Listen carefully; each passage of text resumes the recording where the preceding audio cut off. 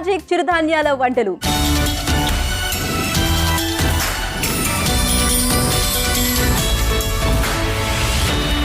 మీకు ఏదైనా జరిగితే మీ కుటుంబానికి ₹1,00,00,000 లంసం వస్తుంది, ఈ పాలసీ వేయండి అని చెప్తారు. అది ఇన్సూరెన్స్. బట్ మీకు ఏమి జరగకుండా ఉండటానికి ఇలా చేయండి అని చెప్పే వాళ్ళు ఎవరైనా ఉన్నారా? నేనున్నానండి. బట్ ఇది ఇన్సూరెన్స్ కాదు, మీ లైఫ్ ఎష్యూరెన్స్. ఇది కూడా ఒక టైప్ ఆఫ్ పాలసీయే. బట్ అది ఆఫ్టర్ లైఫ్ పాలసీ కాదు, మీరు హ్యాపీగా ఆరోగ్యంగా బతకడానికి ఫాలో అవ్వాల్సిన లైఫ్ స్టైల్ పాలసీ.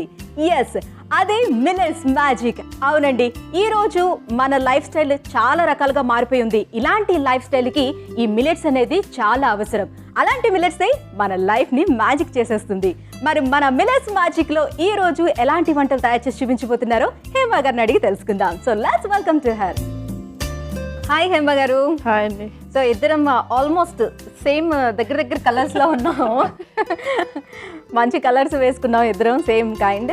అండ్ ఈ రోజు మన మిల్లెట్స్ మ్యాజిక్ లోని మరి ఏ వంటలు తయారు చేసి చూపించబోతున్నారు? వ్యూవర్స్ కూడా చాలా ఈగర్ గా వెయిట్ చేస్తున్నారు. సో మనం కూడా ఇంట్లో ఏం ప్రిపేర్ చేసుకోవాలి అని. సో ఏం తయారు చేసి చూపించబోతున్నారు? కొర్రలతో వెజిటేబుల్ సలాడ్. కొర్రలతో వెజిటేబుల్ సలాడ్ తయారు చేయబోతున్నారు.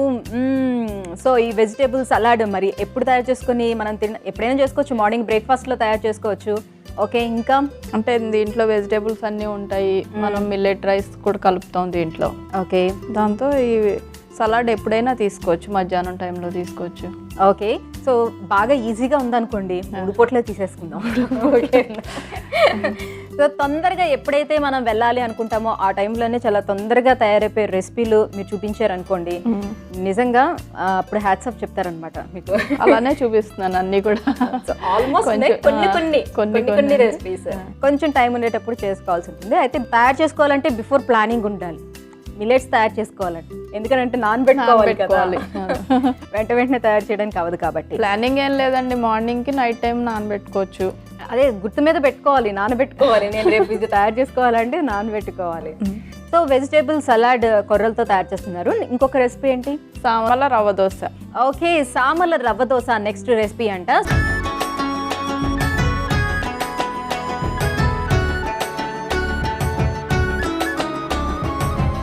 సో ఫస్ట్ అయితే మనం కొర్రల వెజిటేబుల్ సలాడ్ని తీసుకోబోతున్నాం. సో మరి దానికి కావాల్సిన ఇంగ్రీడియంట్స్ ఏంటో ఫస్ట్ చూసి ఆ తర్వాత మేకింగ్ ప్రాసెస్లోకి వెళ్దాం. ఉడకబెట్టిన కొర్రలు 1 కప్పు, ఉడకబెట్టిన శనగలు 1/2 కప్పు, ఉడకబెట్టిన బఠానీలు 1/2 కప్పు, టమోటా ముక్కలు 1/2 కప్పు, ఆనియన్ ముక్కలు 1/2 కప్పు, కొత్తిమీర కొద్దిగా, పచ్చిమిర్చి 2 మిరపకాయలు, వెనిగర్ 1 స్పూను, వెల్లుల్లి 2 రేకులు, పెప్పర్ 2 చిటికెలు, సాల్ట్ తగినంత, నువ్వుల నూనె 1 స్పూను.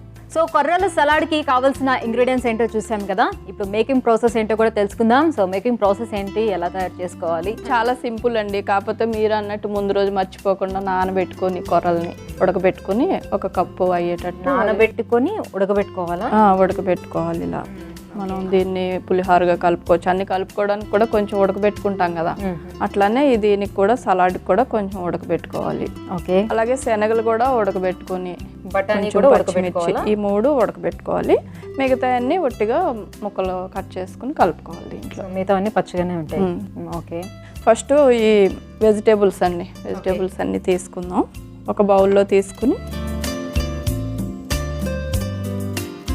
ఆనియన్,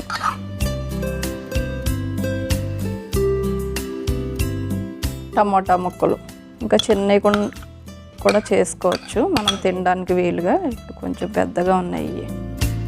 అలాగే కొత్తిమీర,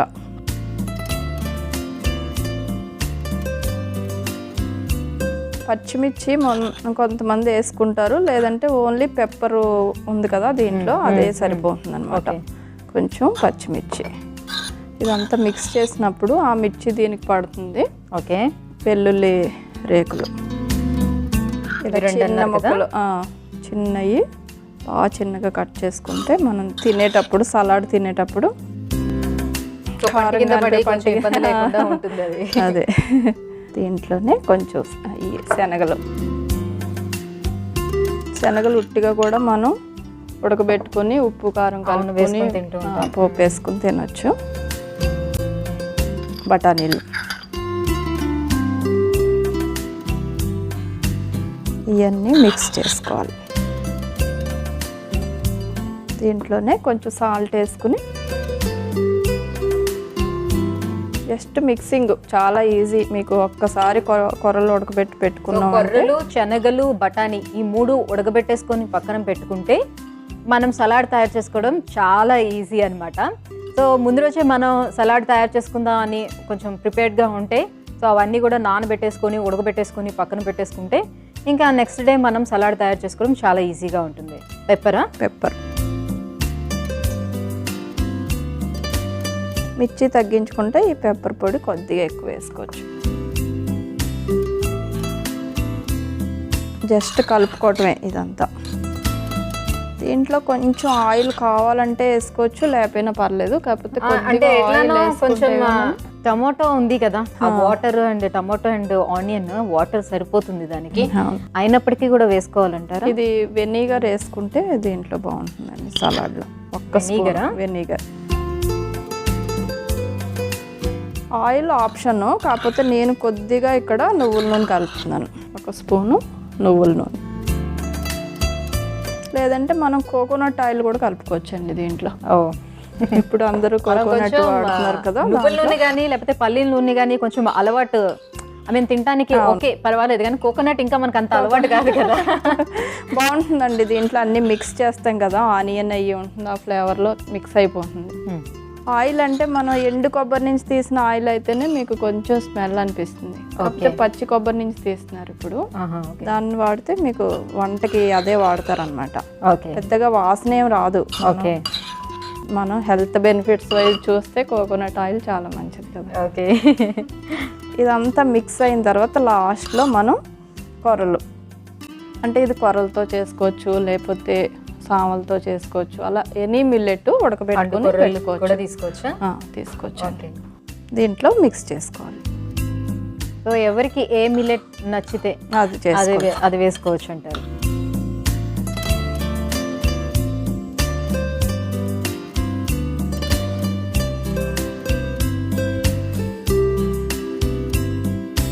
ఎక్కువ కొర్రలతో ఎందుకు చెప్పానంటే నేను ఎక్కువ ఇదే అవైలబుల్ ఉంది మనకి. మిగతా మిల్లెట్స్ కన్నా అందరికి కూడా స్టార్ట్ చేసేటప్పుడు కొర్రలతో స్టార్ట్ చేయటం అని అట్లా. సో తినడానికి కూడా బాగుంది, తినడానికి కూడా మిగతా మిల్లెట్స్ కన్నా కొర్రలతో ఏం చేసినా కూడా టేస్ట్ ఉంటుంది.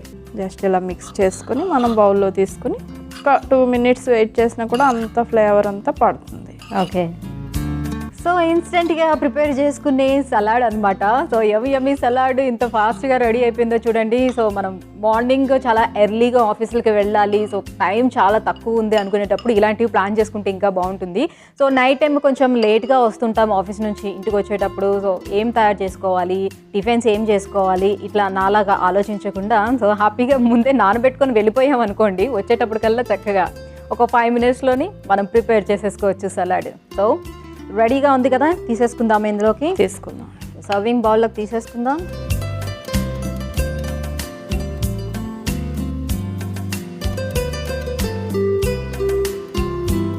దీంట్లో వెజిటేబుల్స్ కూడా ఇంకా క్యారెట్ వేసుకోవచ్చు. ఈ మధ్య బ్రోకలీ వస్తుంది కదా, అది వేసుకోవచ్చు.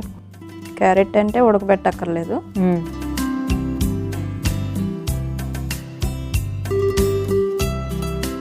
ఓకే, సో యమ్మీ కొర్రలు వెజిటేబుల్ సలాడ్ రెడీగా ఉంది. మరి ఇంకెందుకు ఆలస్యం, దీన్ని రుచి చూసే ముందు వీటికి కావాల్సిన పదార్థాలు, తయారు చేసుకునే విధానం ఇంకొకసారి చూసేద్దాం. కొర్రల వెజిటేబుల్ సలాడ్ కి కావలసిన పదార్థాలు: ఉడకబెట్టిన కొర్రలు 1 కప్పు, ఉడకబెట్టిన శనగలు 1/2 కప్పు, ఉడకబెట్టిన బఠానీ 1/2 కప్పు, టమాటా ముక్కలు 1/2 కప్పు, ఉల్లిపాయ ముక్కలు 1/2 కప్పు, కొత్తిమీర తగినంత, పచ్చిమిర్చి తరుగు 2 table spoon, vinegar 1 table spoon, వెల్లుల్లి రెబ్బలు 2, మిరియాల పొడి 2 చిటికెలు, ఉప్పు తగినంత, నువ్వుల నూనె 1 టేబుల్ స్పూన్. కొర్రల వెజిటేబుల్ సలాడ్ తయారు చేసే విధానం: ముందుగా ఒక బౌల్ తీసుకొని దానిలో ఉల్లిపాయ ముక్కలు, టమాటా ముక్కలు, కొత్తిమీర, పచ్చిమిర్చి, వెల్లుల్లి ముక్కలు, శనగలు, బఠానీ, సాల్ట్, పెప్పర్, వెనిగర్, నువ్వుల నూనె వేసి కలపాలి.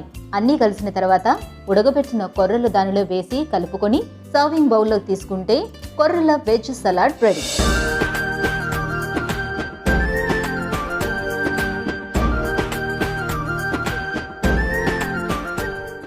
వెజిటేబుల్ సలాడ్ కి కావాల్సిన పదార్థాలు, తయారు చేసుకునే విధానం చూస్తారు కదా, ఎంత సింపుల్ గా ఉందో ప్రాసెస్.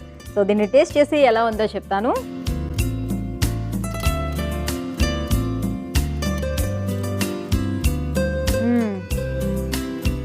సూపర్ ఉందండి, చాలా బాగుంది. ఎంత పర్ఫెక్ట్గా అన్నీ సరిపోయాయో. సో ఎమ్మి, అసలు తింటుంటే ఇంకా తినాలి అని అనిపిస్తుంది. నిజంగా పిల్లలు కూడా ఇలా ఇచ్చినా హ్యాపీగా తింటారని అనిపిస్తుంది. అంత ఎక్కువ ఘాటుగా అనిపించట్లేదు, ఈజీగా తినడానికి. మనం స్నాక్స్ ఇప్పుడు బయటన చక్కగా ఇలా కొనుక్కునే బదులు ఇలా తయారు చేసుకోవడం చాలా బెటర్ అని అనిపిస్తుంది నిజంగా. అంత టేస్టీగా ఉంది. మధ్యాహ్నం మనం రైస్ కొరలు తీసుకున్నాం అనుకోండి, కొంచెం ఉండిపోయినా కూడా ఇలా సలాడ్లా కలుపుకోవచ్చు అనమాట. ఓకే, కొరలు ఫ్లేవర్డ్ రైస్ కాకుండా మనం మామూలుగా కొరలు అన్నం కింద అంటే రైస్ ప్లేస్లో మనం కొరలను తీసుకోవచ్చు ఇలా వండుకొని. ఇప్పుడు కర్రీస్ వేసుకుని అంటే పప్పు కానీ సాంబార్ కానీ ఏ కర్రీ మనం ఇంట్లో ఉంటే అది కలుపుకొని తినచ్చు. అదే కొరలతో మనం ఈ సలాడ్ కూడా చేసేసుకోవచ్చు. కొంచెం ఉడకబెట్టి ఉంటాయి కదా, చాలా టేస్టీగా ఉంది. ఇంకా కావాలంటే కొంచెం సోట్ పులుపు ఇష్టపడే వాళ్ళు కావాలంటే కొంచెం లెమన్ కూడా పిండుకున్నా ఇంకా చాలా బాగుంటుంది. రియల్లీ సూపర్ టేస్ట్ ఉంది.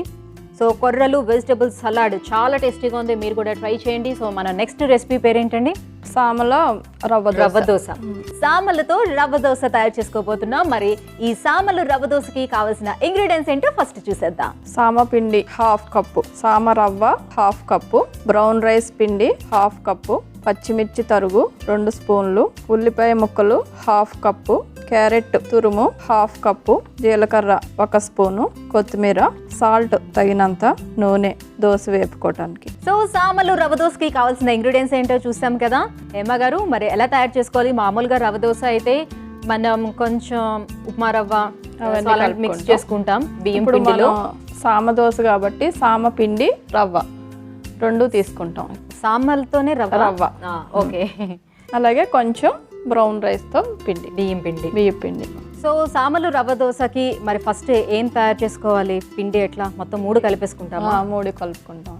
ఓకే, సామల పిండి అయ్యి మనం సేమ్ అట్లనే కొంచెం నానబెట్టుకుని సామలు పిండి పట్టుకోవాలి. ఇది రవ్వ అంటే నానబెట్టి కొంచెంసేపు ఆరబెట్టి ఆ తర్వాత కొంచెం డ్రై రోస్ట్ చేసి దాన్ని పిండి తయారు చేసుకుంటే దాని టేస్ట్ చాలా బాగుంటుంది అని చెప్తున్నారు. సో ఏ పిండి తయారు చేసుకోవాలన్నా కూడా మిల్లెట్స్తో అదే ప్రాసెస్ కదా? అవునండి. ఓకే, సో దీన్ని కూడా అలానే తయారు చేసుకున్నారు.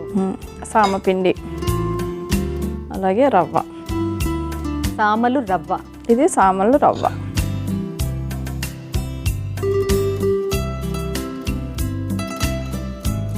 బియ్యం పిండి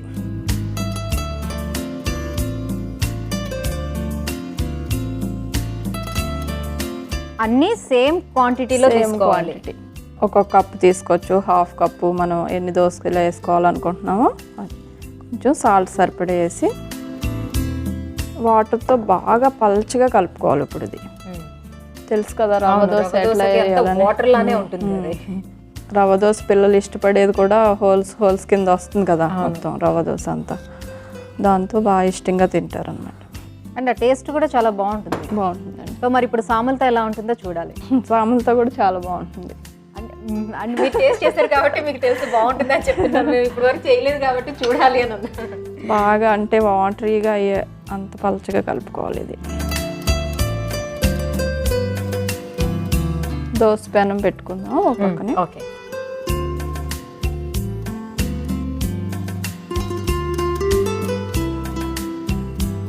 మధ్యలో ఏమి ఉండలు కట్టకుండా ఇలా చేత్తో అనుకుంటా.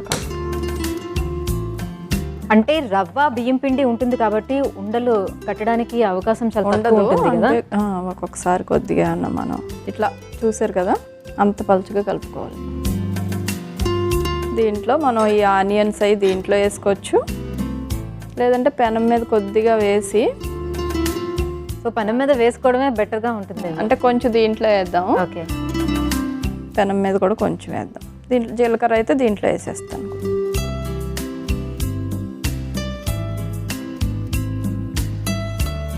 కొత్తిమీర, పచ్చిమిర్చి,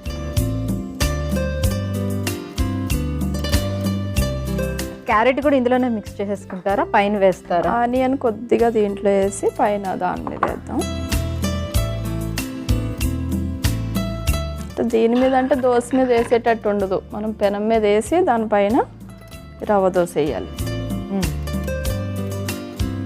స్టవ్ వెలిగించాను ఆల్రెడీ, హీట్ కూడా అయింది. సో బాగానే హీట్ కూడా చూసుకోండి, ఒకసారి చెక్ చేసేయండి. హీట్ అయ్యింది. దీని మీద మీరు ఎలా అంటే ఉల్లిపాయలు ముందే వేసుకోవాలా? నేను అదే మళ్ళీ పైన వేయడానికి అవ్వదు కదా, ఇంకా కదపకూడదు వేసిన తర్వాత. అలాగే కొంచెం ఆయిల్ వేస్తారా దీనిపైన? పైన అంటే కాలడానికి సరిపడా. ఇప్పుడు దీని మీద ఇలా వేసిన తర్వాత పిండి పలచగా చేసుకున్నాం కదా,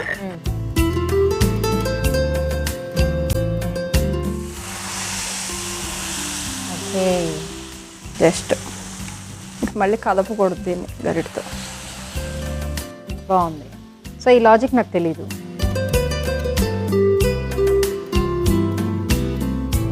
జస్ట్ ఫిల్లింగ్ అంతే.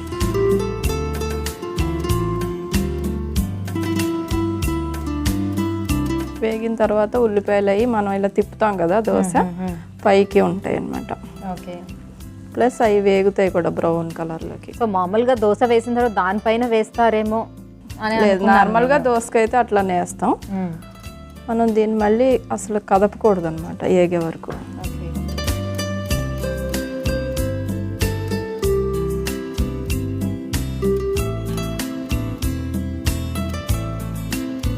సో ఈ రవ్వ దోశతోటి చట్నీ ఏదైతే బాగుంటుంది?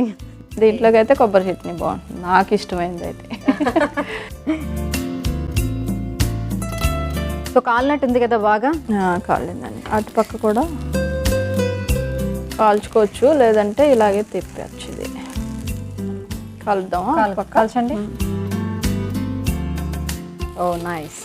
బాగా వేగాయి మీరు అన్నట్టుగానే. కొంచెం క్యారెట్ ముక్కలు, ఉల్లిపాయలు బాగా కనిపిస్తున్నాయి, అందుకనే బాగుంది. సో పైన వేస్తే అవి కనిపించుంటేవి కాదు. పైన వేయడానికి అవ్వదు ఇంకా, అంటే పైన కూడా చల్లుకోవచ్చు, తిప్పేటప్పుడు లోపలికి అయిపోతాయి. బాగుంది ఈ ప్లాన్. ఇటువైపు బాగా కాల్చుకున్నాం కదా, ఇంకా అటువైపు లిటిల్ బిట్ అయితే సరిపోతుంది కదా.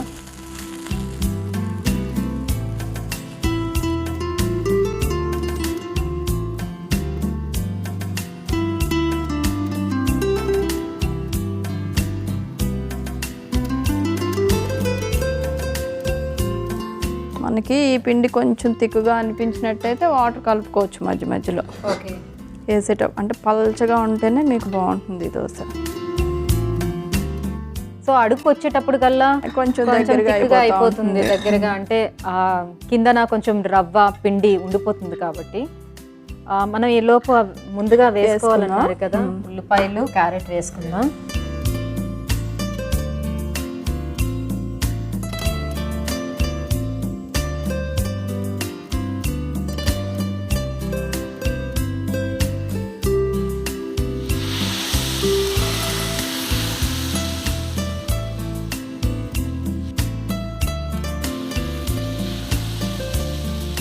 ఎంత పల్చగా ఉంటే అంత బాగా కరకరలాడుతూ బాగుంటుంది అసలు తినేటప్పుడు కూడా కదా. అవును. ఆయిల్ వేసుకోవాలమ్మా. ఈ రవ్వ దోశలో ఈ హోల్స్కే ఇష్టపడతారు అందరూ, హోల్స్ కింద వస్తుంది కదా.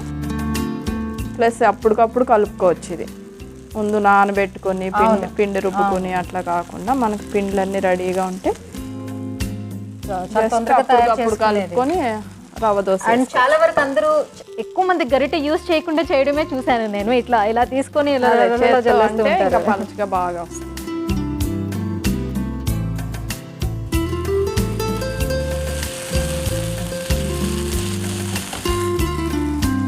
సో తినగా వేమో తీయగా ఉంటుందని వేయగా ఇవి బాగా వస్తున్నాయి. ఫస్ట్ దానికన్నా సెకండ్ది ఇంకా బాగా వచ్చింది. వేడిగా బ్రేక్ఫాస్ట్ ఐటెం రెడీ అయిపోతుంది. సామలు రవ్వ దోశ. ఇది బాగా పలుచగా వేసుకుంటే రెండో పక్క కాల్చాల్సిన అవసరం ఉండదు.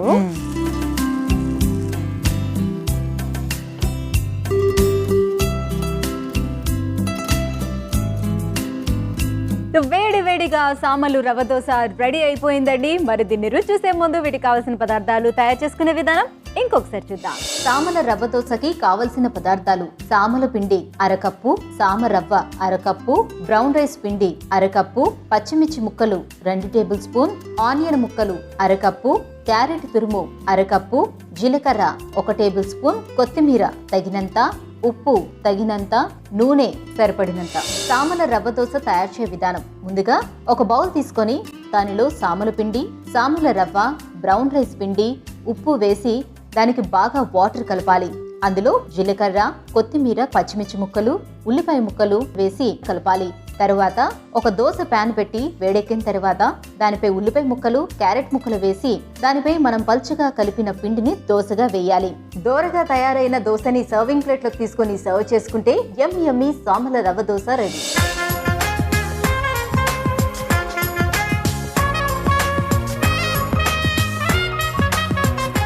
సామలు రవ్వ దోశకి కావాల్సిన పదార్థాలు తయారు చేసుకునే విధానం చూస్తాం కదా. ఇప్పుడు టేస్ట్ చేసి ఎలా ఉందో చెప్తాను. సో అన్నీ నేను టేస్ట్ చేసి ఎలా ఉందో చెప్పగలనండి, మీకైతే తినిపించలేను. కాబట్టి మీరు ఇంట్లోని తయారు చేసి టేస్ట్ చేసి ఎలా ఉందో మాకు చెప్పండి. ఓకే,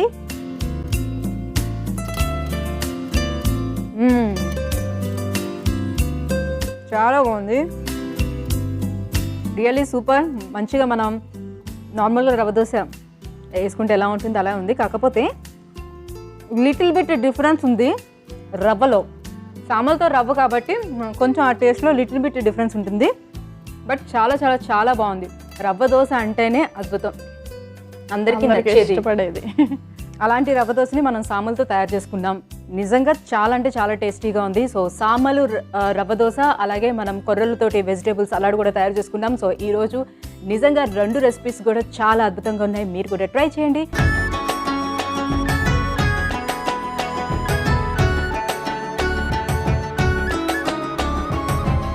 చూసారు కదా వ్యూవర్స్, ఈ రోజు మనం తయారు చేసుకున్న మిల్లెట్స్ తో 2 యమ్మీ వంటలు. సో మీరు కూడా ట్రై చేయండి. నెక్స్ట్ ఎపిసోడ్ లో ఇంకా మంచి మంచి టేస్టీ రెసిపీస్ తో మళ్ళీ కలుద్దాం. Until then take care, bye by.